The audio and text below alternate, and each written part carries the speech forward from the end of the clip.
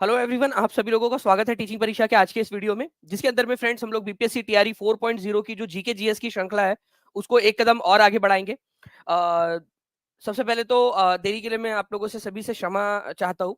आप लोग जानते हो फ्रेंड्स की थोड़ी सी जो है तबीयत ठीक नहीं है, सर्दी बहुत जोर से जो है वो हुई है और वायरल फीवर हुआ हुआ है। लेकिन चलिए कोई नहीं, हम लोग जो है फ्रेंड्स सेशन को आगे बढ़ाते हैं, ठीक है। और जितना हो सकता है उतना जो है हम लोग यहाँ पर करने की कोशिश करते हैं। और इसके अलावा मुझे जो है फ्रेंड्स उम्मीद है कि आप लोगों ने जो है कल की जो टेस्ट हुई थी उसको आप लोगों ने अटेम्प्ट किया होगा। और प्रीमियम लेवल के क्वेश्चंस थे, प्रीमियम टेस्ट थी। और ये टेस्ट आप लोगों को केवल सिलेक्शन नहीं, रैंक के तरफ में ले जाने के लिए एक प्रयास है। आपको बताना चाहूंगा फ्रेंड्स कि ये जो छोटे-छोटे से प्रयास है ना, जो टीचिंग परीक्षा आप लोगों के लिए कर रहा है, वो आपको पढ़ाई की तरफ में अग्रसर रखने के लिए, आपको मोटिवेट रखने के लिए कर रहा है। कल मैं इसका पूरा का पूरा रिजल्ट भी घोषित करूँगा। आज टीचिंग परीक्षा के एप्लीकेशन के ऊपर में आपको जो है आपका जो सॉल्यूशन है वो दिखने लगेगा, ठीक है? जो भी सॉल्यूशन आप लोगों ने किया होगा वो आप लोगों को दिखने लग जाएगा। साथ ही साथ कल जो है आप लोगों को पूरे की पूरी, ठीक है? जो रिजल्ट है, ठीक है, वो भी मैं आप लोगों के लिए घोषित करूंगा कि क्या रिजल्ट आया है उसका। चलिए हम लोग जो है फ्रेंड्स यहाँ पर में हमारे पहले क्वेश्चन की तरफ में आगे बढ़ते हैं। उससे पहले उन सभी बच्चों का बहुत बहुत शुक्रिया जिन्होंने सेशन को लाइक एंड शेयर कर दिया था, ठीक है। आवाज में अगर थोड़ी सी दिक्कत आ रही हो तो प्लीज माफ कर दीजिएगा, थोड़ा सा तबीयत जो है वो ठीक नहीं है। देखिए फ्रेंड्स, अगर मैं बात करूं आप लोगों से, जियो स्टेशनरी उपग्रह अनुमानतः किस ऊंचाई पर होते हैं, ये क्वेश्चन पूछा गया है।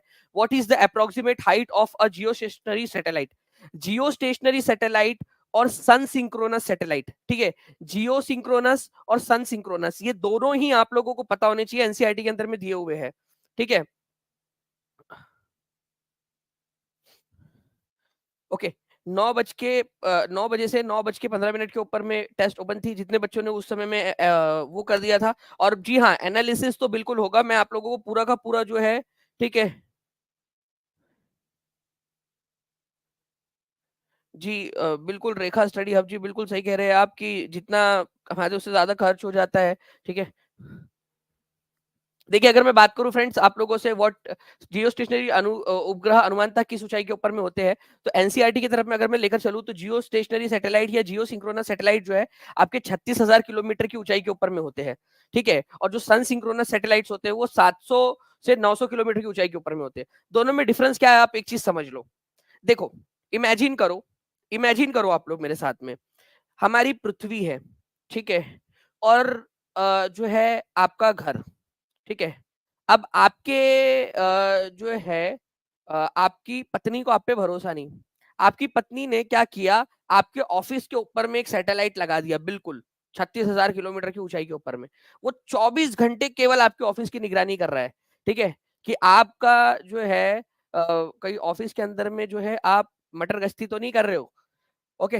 तो एक ही जगह पे रहेगा वो सैटेलाइट, पूरे 24 घंटे केवल एक ही जगह पे रहेगा, और अर्थ के मूवमेंट के साथ साथ में ही वो मूव करेगा, क्योंकि उसको केवल 24 घंटे जो है ऑफिस के ऊपर में ही नजर रखनी है, क्योंकि आप घर से बोल के रहे हो कि 24 घंटे में ऑफिस में ही रहता हूँ करके, ठीक है। अब आपकी पत्नी को शक हो रहा है कि आप 24 घंटे सच में ऑफिस में ही रहते हो, तो क्या करते हो?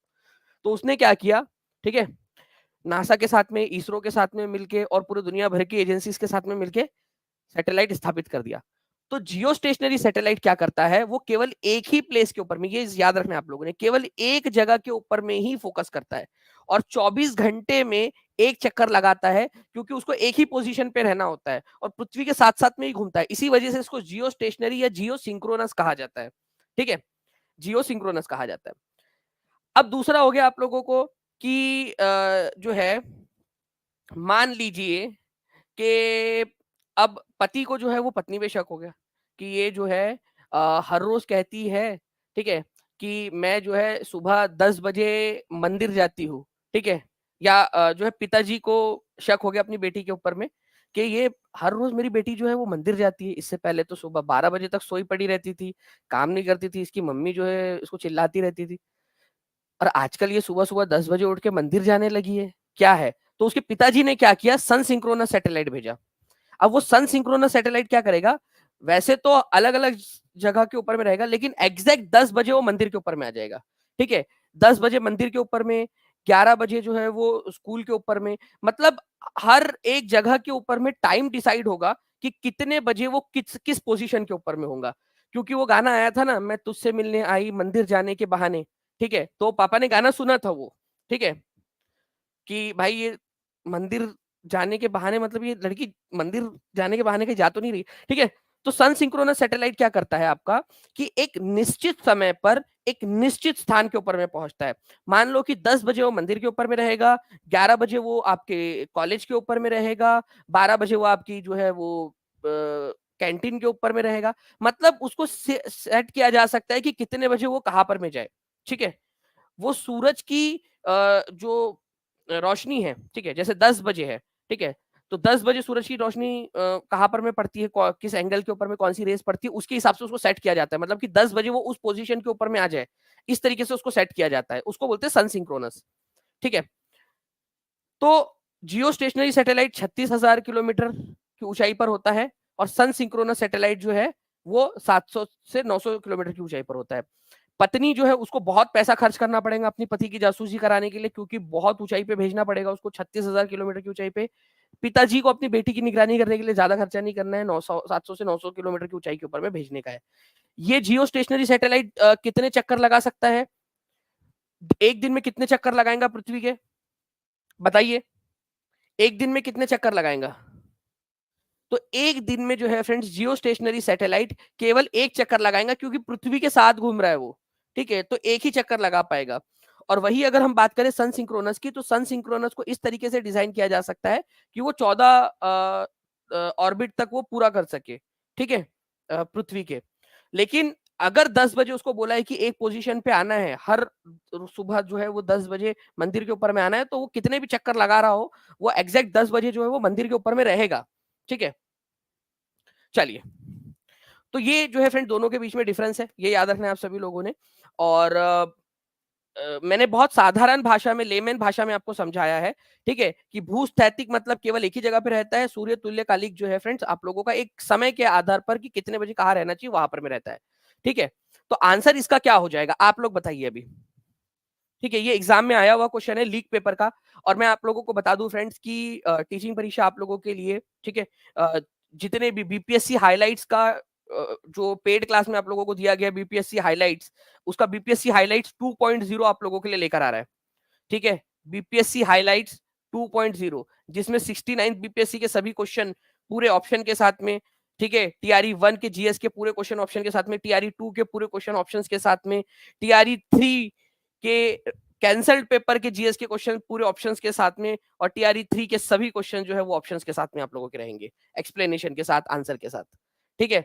टेस्ट का जो है वो आप लोगों का रिजल्ट कल आएगा, आज से आप लोग उसका जो है सॉल्यूशन देख पाओगे, ठीक है। तो नन ऑफ दी अबो जो है फ्रेंड्स आंसर हो जाएगा इसका, नन ऑफ दी अबो, ठीक है, क्योंकि 36,000 किलोमीटर होना चाहिए इसका। नेक्स्ट क्वेश्चन की तरफ में आगे बढ़ते हैं फ्रेंड्स। लोहे के महत्वपूर्ण अयस्क लोहे के महत्वपूर्ण अयस्क ब्लैंक और ब्लैंक है। माफी चाहूंगा फ्रेंड्स, थोड़ा सा जो है तबीयत ठीक नहीं है, इस वजह से आवाज में आप लोगों को प्रॉब्लम आ रही होगी। देखिए, अगर मैं बात करूं फ्रेंड्स की the important ores of irons are, लोहे के महत्वपूर्ण अयस्क कौन कौन से हैं। अब देखिए, पूरे के पूरे आप लोगों को पता होने चाहिए कि कौन से हैं। पेड क्लास के अंदर में मैंने पूरा आपको याद करवाया, पूरी लिस्ट भी आप लोगों को प्रोवाइड की है मैंने, ठीक है, लोहे के अयस्क के ऊपर में, ठीक है। वैसे मैं आपको बताना चाहूंगा कि एनसीईआरटी के अंदर में आप लोगों को एक पॉइंट दिया हुआ है, ठीक है। इसका इसका पहले आंसर हटा देते हैं हम लोग, ताकि आप लोगों को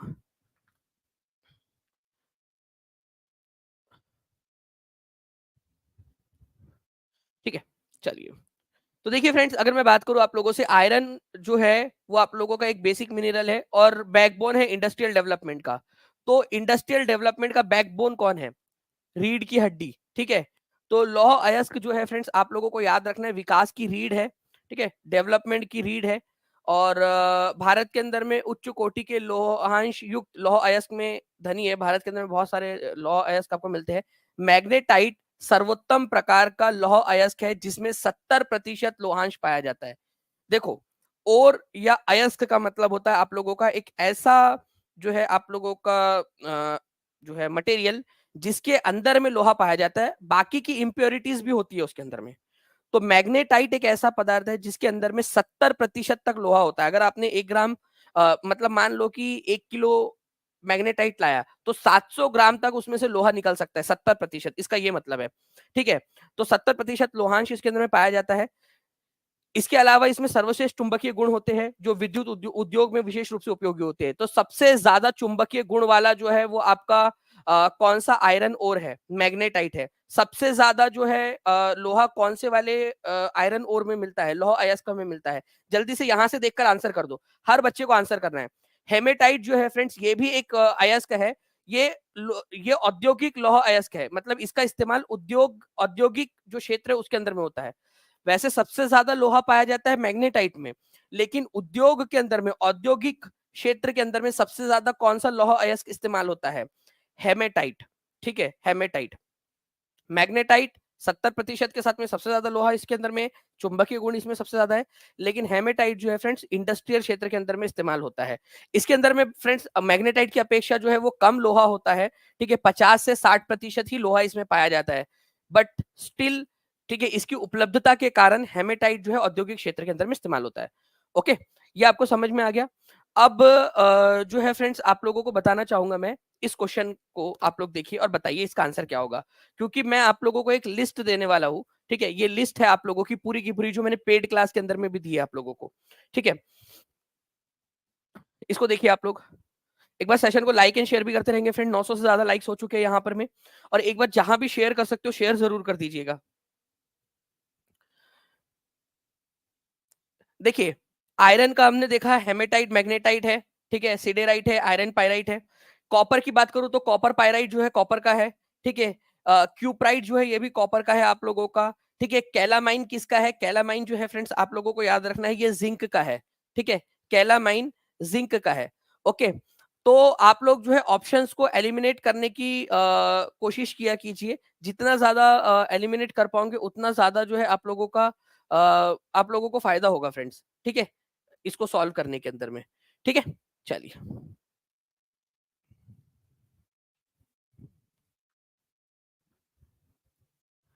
चलिए नाउ फ्रेंड्स, अब हम लोग यहाँ पर में आगे बढ़ते हैं। लोहे के महत्वपूर्ण अयस्क जो है इनमें से कौन से हैं। देखिए, अगर मैं मैग्नेटाइट की बात करूं तो मैग्नेटाइट तो है आप लोगों का, लेकिन आप लोगों से यहाँ पर में पूछा जा सकता है गैलेना किसका अयस्क है। और मुझे पता है कि इसके ऊपर में क्वेश्चन आ चुका है ऑलरेडी आपका। ठीक है, आया है कि नहीं आया है, एक बार प्लीज मैं टीम से रिक्वेस्ट करूंगा कि अगर वो क्वेश्चन मिल जाता है तो जरूर लगा दीजिए। गैलेना किसका अयस्क है। ठीक है, आप लोग बताएंगे मुझे कि गैलेना किसका अयस्क है। मैग्नेटाइट है, ठीक है, आयरन का। मैग्नेसाइट किसका अयस्क है ये आप लोग मुझे बताएंगे। पायराइट जो है फ्रेंड्स आपको बता दूं, ठीक है, पायराइट और चालको पायराइट। देखिए, चालको पायराइट जो है ना यहाँ पर मैं डायरेक्टली हो गया कि कॉपर का है करके ये। ठीक है, चालको आ गया तो आपको लगा होगा। ठीक है, मैग्नेटाइट है, हेमेटाइट है, तो ये आप लोगों का आंसर होगा। ठीक है, तो एक एक करके जो है फ्रेंड्स हम लोग यहाँ पर में देखते हैं, जल्दी जल्दी से बताते जाएंगे। अगर जितने भी बच्चे हैं, ठीक है, जिन्होंने फ्रेंड्स पेड क्लास अटेंड किए उन लोगों को पता होगा, याद करवाया है आप लोगों को, बकायदा मैंने याद करवाया है कि गैलेना जो है ये लीड का जो सीसा है, ठीक है, सीसा, उसका ये अयस्क है लीड, गैलेना। ठीक है, लीड का गैलेना। कितने बच्चों को याद आ रहा है कि हमने क्लास के अंदर में पढ़ा था, पेड क्लास के अंदर में। ठीक है, एटलीस्ट याद आ रहा होगा, कम से कम एक रिवीजन के तौर पर आपको याद आ रहा होगा। हाथ ऊपर कर दीजिए जल्दी जल्दी से। ठीक है है ना। तो बिल्कुल जितने भी लोग यहाँ पर मैं हाथ ऊपर कर रहे हैं, जैसे मैं देख पा रहा हूँ यहाँ पर मैं कंटिन्यूअसली। ठीक है जी, तो काफी सारे बच्चे हैं जो हाथ ऊपर करते जा रहे हैं। और ये बच्चे हैं जिन्होंने मतलब हम पढ़ा है, क्लास के अंदर में पढ़ा है और उनको याद आ रही है। मैग्नेसाइट जो है ना फ्रेंड्स ये मैग्नीशियम का है, ये याद रखना है आप लोगों ने। मैग्नीशियम का, मैग्नीशियम का है, ये याद रखना है आप लोगों ने। चालको पायराइट, जब भी चालको शब्द आ जाए तो समझ जाना ये कॉपर से रिलेटेड है। ठीक है, चालको आ जाए तो कॉपर से रिलेटेड होता है, ये याद रखेंगे। तो आंसर यहाँ पर हो जाएगा आप लोगों का ऑप्शन नंबर डी। मैंने वैसे इजी तरीके से भी बता सकता था इसको, बट मैं चाह रहा था कि सारे के सारे आपको याद करा दे, क्योंकि गैलेना वाला क्वेश्चन ऑलरेडी आ चुका है। ठीक है, और ये पूरी की पूरी लिस्ट है जो आप लोगों को टीचिंग परीक्षा के एप्लीकेशन के ऊपर में मिल जाएगी, तो हर एक बच्चा टीचिंग परीक्षा एप्लीकेशन जरूर डाउनलोड कर लीजिएगा। ठीक है, नाउ अच्छा देखिए एक और है। ठीक है, मैग्नेटाइट और हेमेटाइट तो आपको याद है। मैं आप लोगों को कल एक क्वेश्चन पूछूं क्या, मैं आपको चैलेंज करता हूं। कल मैं किसी भी तरीके से घुमा के ये क्वेश्चन पूछूंगा, लेमोनाइट और सिडेराइट किसके अयस्क है, क्या आप बता पाओगे मुझे किसके अयस्क है। आज आप अपने दोस्तों से ना नीचे में कमेंट में सवाल पूछिए, ठीक है। डेज़ी क्वीन जी, मैंने ना एक नंबर दिया है, प्रीमियम नंबर पेड क्लास के अंदर में, उसमें कोई भी अगर आपको टेक्निकल समस्या आती है तो उसपे तुरंत कॉल कर सकते हो और तुरंत जवाब मिल जाता है आपको, ठीक है। या व्हाट्सएप कर सकते हो आप, जो 98 ठीक है, 987654 वाला जो नंबर आप लोगों को दिया हुआ है आगे में पूरा। तो सिडेराइट लेमोनाइट जो है फ्रेंड्स, आप लोगों को याद रखना है कि ये किसका है, लोहे के है, आयरन के। आपने आप सवाल पूछते रहना कमेंट के अंदर में, ताकि बाकी लोग आंसर कर पाए।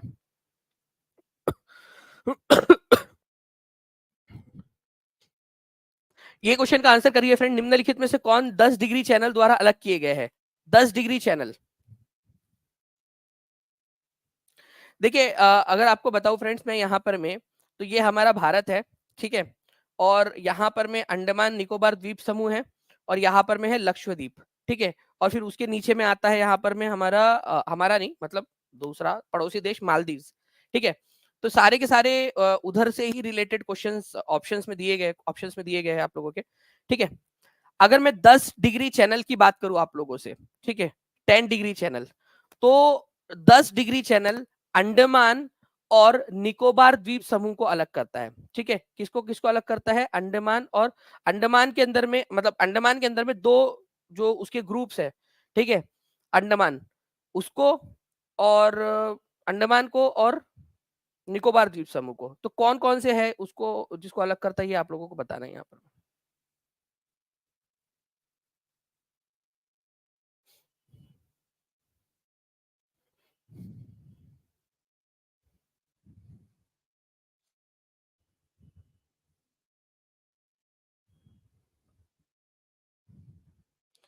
ऑप्शंस देखिए, आप लोग बताइए इसका आंसर क्या होगा।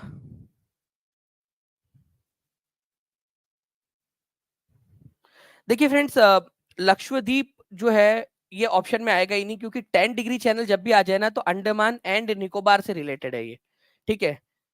मालदीव से भी इसका कोई लेना देना नहीं है, ठीक है। कावारत्ती जो है फ्रेंड्स, ये आपका लक्षद्वीप के पास में है, तो ये भी आंसर नहीं हो सकता। मिनिकॉय भी लक्षद्वीप का आइलैंड है, कावारत्ती और मिनिकॉय, ये सारे के सारे जो है ना, ये लक्षद्वीप से रिलेटेड है, लक्षद्वीप से, ठीक है, लक्षद्वीप से रिलेटेड है। तो क्या ये आंसर हो सकते हैं, हाँ या ना? मुझे बस इतनी बात बता दो। जब मैंने आप लोगों को हिंट दे दिया कि ये 10 degree channel Andaman and Nicobar द्वीप समूह से रिलेटेड है, तो एग्जामिनर भाई साहब जो है आपके धैर्य की परीक्षा ले रहे हैं, ठीक है। आपकी जो है अकलमंदी की परीक्षा ले रहे हैं, आपकी बेवकूफियत की परीक्षा ले रहे हैं, आपके जो है वो ध्यान भटकने की परीक्षा ले रहे हैं, सबकी परीक्षा ले रहे हैं आपकी। जब मैंने कह दिया कि 10 degree channel Andaman and Nicobar से रिलेटेड है, तो लक्षद्वीप वहां आ नहीं सकता, ऑप्शन एलिमिनेट हो गया। मिनिकॉय और मालदीव्स, मालदीव्स भी नहीं आ सकता, क्योंकि मालदीव्स लक्षद्वीप के साइड में, मैंने अभी आपको बताया, यहाँ मालदीव लक्षद्वीप के नीचे है, मिनिकॉय लक्षद्वीप का ही आइलैंड है। कावारती, ठीक है, और मिनिकॉय हो नहीं सकता, कावारती लक्षद्वीप की राजधानी है, मिनिकॉय उसी का एक द्वीप है, वो नहीं हो सकता। तो ये तो हो ही नहीं सकते answer. Answer none of the above, क्योंकि अंडमान एंड निकोबार द्वीप समूह, अंडमान को और निकोबार द्वीप समूह को अलग करता है ये। ऐसे याद करना है। कितने लोगों को लगा कि यार ये क्वेश्चन है अच्छा क्वेश्चन, जिसके अंदर में सोचने के बावजूद सोचना पड़े और उसके बाद आंसर आ जाए, ठीक है। तो मैं आप लोगों को दिखाता हूं, यहां पर में आप लोग देखिए, ये है पूरा का पूरा अंडमान द्वीप समूह, ये अंडमान द्वीप समूह है, ठीक है। और यहां पर में है आप लोगों का निकोबार द्वीप समूह, निकोबार द्वीप समूह, अंडमान द्वीप समूह और निकोबार द्वीप समूह। उनके बीच में अगर आप लोग यहाँ पर में देखोगे, तो यहाँ पर में आपको मिलेगा, ठीक है, 10 डिग्री चैनल, ठीक है, 10 डिग्री अक्षांश जो है, 10 डिग्री नॉर्थ लैटिट्यूड इन दोनों के बीच में से जाती है, तो वहां के पानी को हमने नाम दे दिया है 10 डिग्री चैनल। तो 10 डिग्री चैनल से अंडमान और निकोबार अलग हो रहा है, आज के दिन एटलीस्ट ये याद कर लीजिए आप लोग, ठीक है। उसके बाद में जो है ना फ्रेंड्स, एक डंकन पास वाला पैसे क्वेश्चन आता है। मैं आप लोगों को चैलेंज करूं कि आज आप लोग अपने साथियों से जो है कमेंट में, इस वीडियो के कमेंट में एक दूसरे से सवाल पूछोगे, डंकन पासेज वाला बना के देखिए आप लोग, ठीक है। देखिए डंकन पासेज जो है ना फ्रेंड्स, आप लोगों का मैं बताता हूँ, ठीक है, ये है साउथ अंडमान, ठीक है। थोड़ा सा समझने की कोशिश कीजिए, ठीक है। मैं आप लोगों के लिए थोड़ा सा जूम कर देता हूँ उसको, ठीक है। यहाँ पर में है साउथ अंडमान, और यहाँ पर में है लिटिल अंडमान, ठीक है। वैसे इसका नाम जो है विचित्र तरीके से रखा गया है, ये लिटिल दिखता है और ये साउथ दिखता है, लेकिन फिर भी ओके, ये साउथ अंडमान है ऊपर में, और नीचे में है little Andaman. Little Andaman south Andaman से बड़ा है, ठीक है। तो ये नाम रखते समय उस समय में ये हुआ था, ठीक है। तो लिटिल अंडमान और साउथ अंडमान के बीच में है डंकन पासेज, लिटिल और साउथ के बीच में। इस तरीके से आपको याद रखना है। तो डंकन पासेज किसके बीच में है?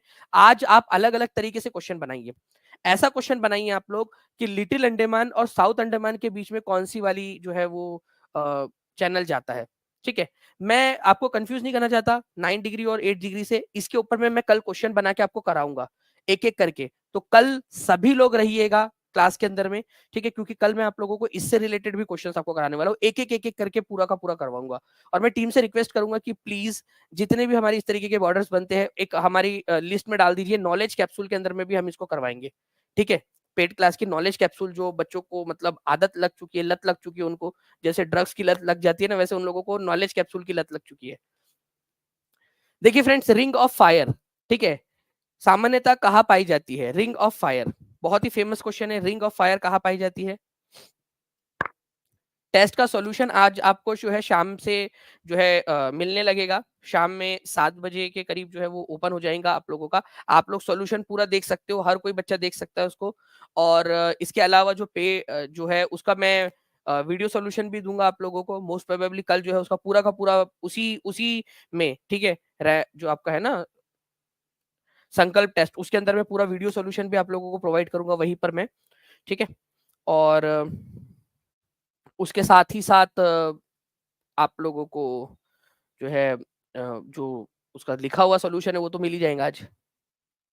प्रशांत महासागर में रिंग ऑफ फायर, देखिए फ्रेंड्स, रिंग ऑफ फायर जो है ना बेसिकली ये चेन है पूरी की पूरी, ठीक है। बहुत सारे जो है ज्वालामुखी है यहाँ पर में फैले हुए, एक रिंग का आकार ले लेते, इसी वजह से प्रशांत महासागर के अंदर में ये बोल सकते हैं हम लोग, ठीक है, रिंग ऑफ फायर, ठीक है। नाउ फ्रेंड्स, अब देखिए यहाँ पर में 1934 के बॉम्बे अधिवेशन के कांग्रेस के अध्यक्ष कौन थे?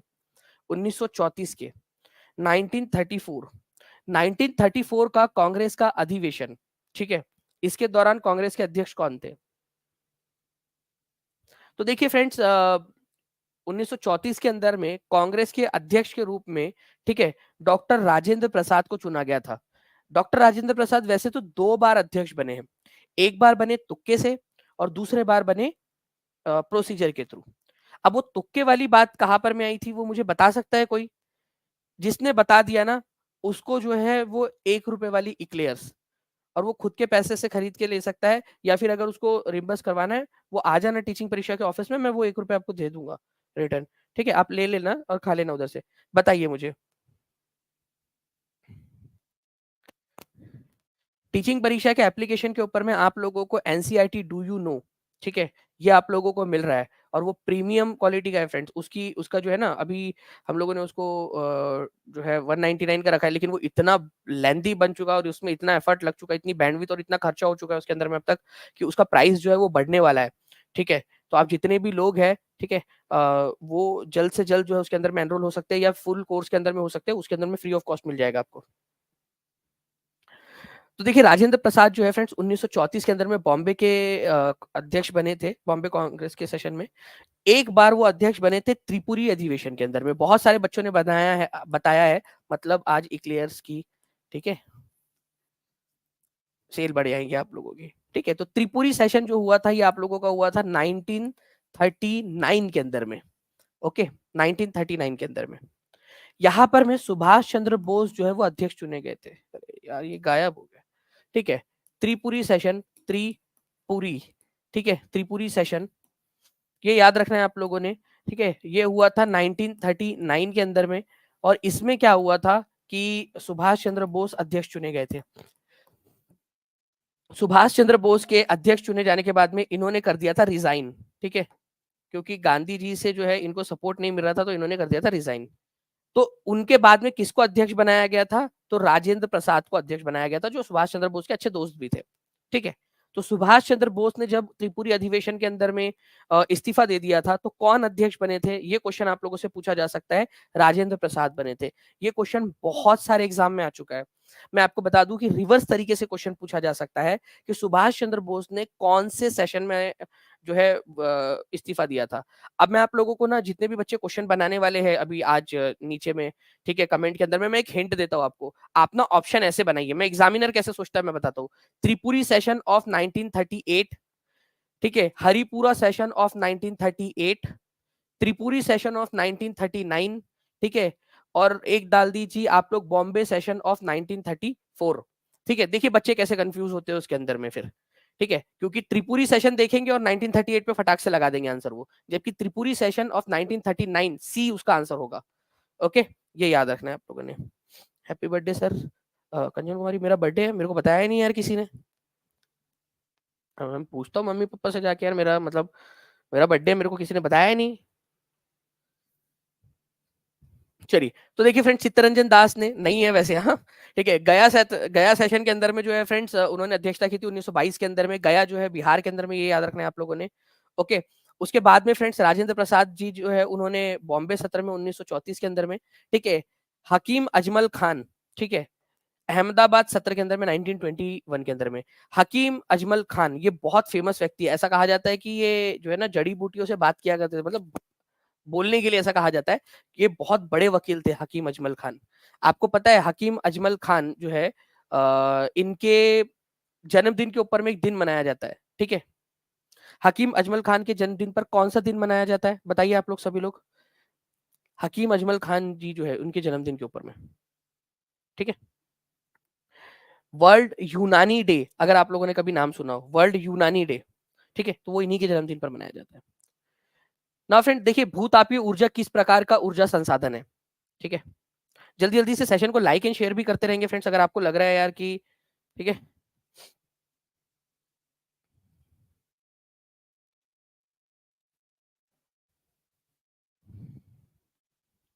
अरे नहीं है रे, मेरा बर्थडे भाई।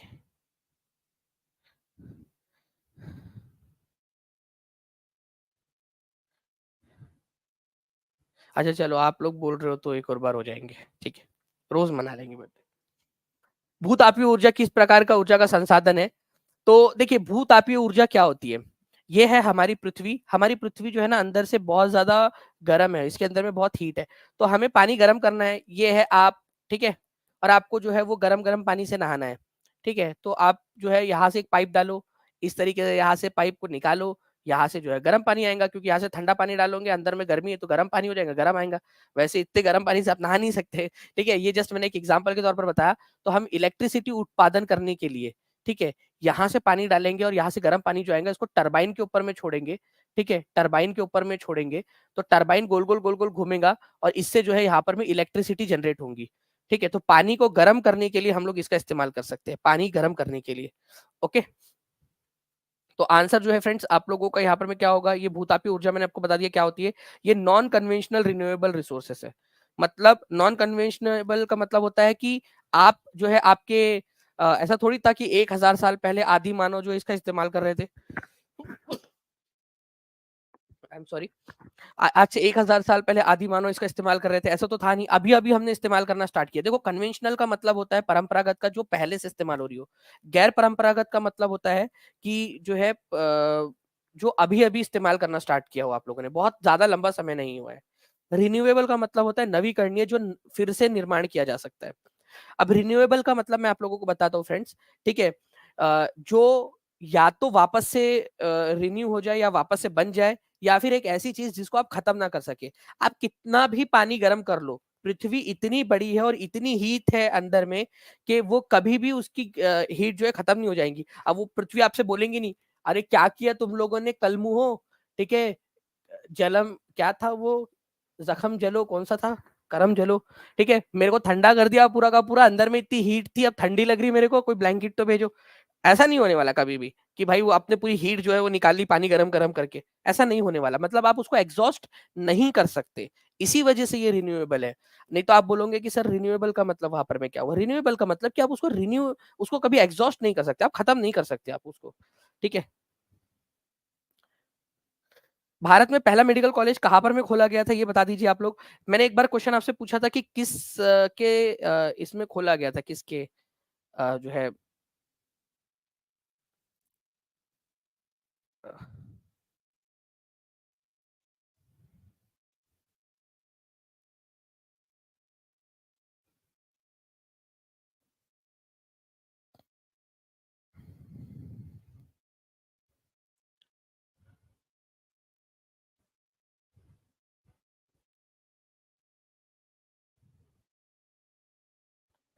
किसके समय में खोला गया था ये आप बता सकते हो?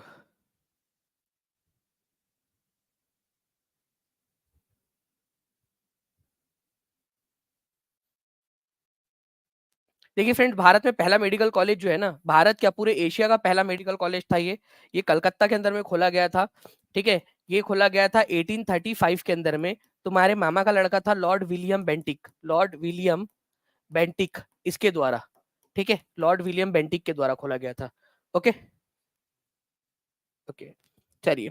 तो जल्दी जल्दी से फ्रेंड सेशन को जो है आप लोग लाइक एंड शेयर जरूर करते रहेंगे। और इसके अलावा मैं आपको बता दूं कि कल जो है आप लोगों से मैं काफी सारे सवाल पूछने वाला हूँ।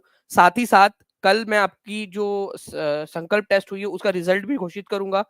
500 स्टूडेंट्स कौन है टॉप के जिन्होंने जो है टेस्ट, जो हमारी मेगा टेस्ट है वो जीता है, टॉप 10 में कौन आया है, टॉप 20 में कौन आया है, वो सारी चीजें आप लोगों के साथ में मैं रिवील करूंगा। ठीक है, साथ ही साथ कल जो है हम सेशन भी एक धमाकेदार लेने वाले हैं जिसके अंदर में हम सारी चीजें करेंगे।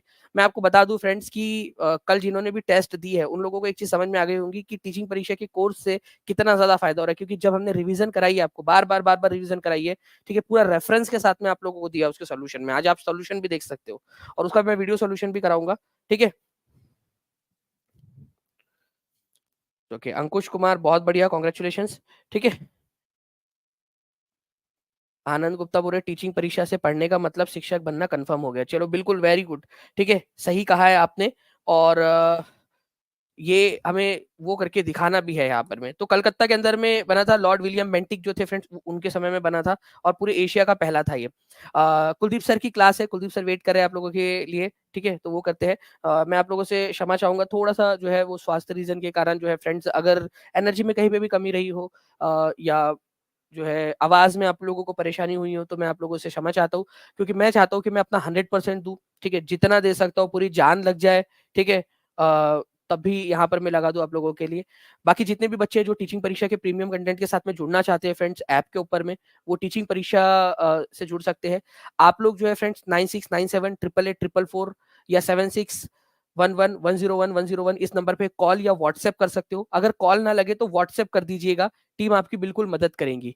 ठीक है, या फिर टीचिंग परीक्षा के एप्लीकेशन पर चले जाइए, बहुत ही सिंपल है। टीचिंग परीक्षा के एप्लीकेशन के ऊपर में वहां से भी आप इसको ले सकते हो, बहुत सिंपल तरीका है। एप्लीकेशन पर जाइए, स्टोर में जाइए, वहां से आप लोग ले सकते हो और अपनी पढ़ाई को शुरू कर सकते हो। ठीक है, ओम प्रकाश जी आपने देना चाहिए था टेस्ट जाकर, 9 बज के 9:15 तक वो टेस्ट ओपन थी। ठीक है, और कोई नहीं, आप अभी उसका सोल्यूशन देख सकते हो, उसका वीडियो सोल्यूशन है वो आप देख सकते हो। ठीक है, चलिए, तो मिलते हैं हम लोग फ्रेंड्स हमारे नेक्स्ट क्लास में। तब तक के लिए thank you very much, take care. नहीं, अब नहीं दे सकते। ठीक है, 9 बज के, वो आप लोगों की क्या था, हमने ये बताया था आपको कि आप जो है एग्जैक्ट पिन पॉइंट के ऊपर में दे सकते हो, ओरिजिनल टेस्ट की तरह लेना है आपने, और अगले बार भी आपके लिए लेंगे टेस्ट। ठीक है, अगले बार और बड़े लेवल के ऊपर में लेंगे।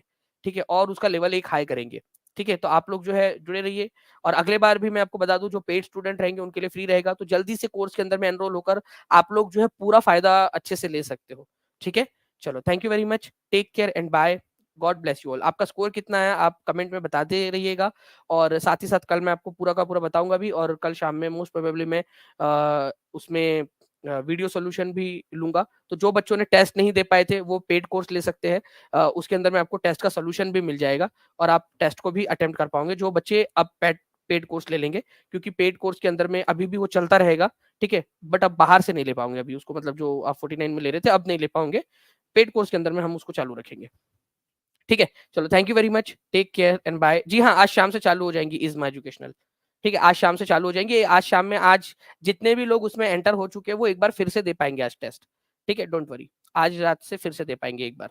ठीक है, 7 बजे के बाद से आप लोग कुलदीप सर की क्लास चालू हुई, आप लोग उसके अंदर में जा सकते हो। ठीक है, चलो thank you very much, take care and bye, God bless you all. कल मिलते हैं हम लोग 1 बजे, और कल होपफुली कल तक पूरा ठीक हो जाएंगे तो और ज्यादा एनर्जी के साथ मिलेंगे हम लोग। ठीक है, चलो thank you friend, bye, thank you.